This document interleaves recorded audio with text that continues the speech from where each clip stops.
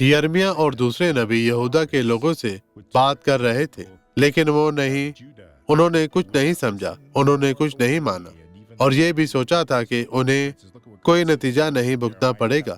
دیکھیں خدا یہاں کیا فرماتا ہے، یرمیہ باب 35 آیت 17 میں، اس لیے خداوند رب الافواج اسرائیل کا خدا یوں فرماتا ہے، دیکھ میں یہودا پر اور یروشلم کے تمام باشندوں پر وہ سب مصیبت جس کا میں نے ان کے خلاف اعلان کیا ہے لاؤں گا، کیونکہ میں نے ان سے کلام کیا پر وہ شنوا نہ ہوئے، اور میں نے ان کو بلایا پر انہوں نے جواب نہ دیا۔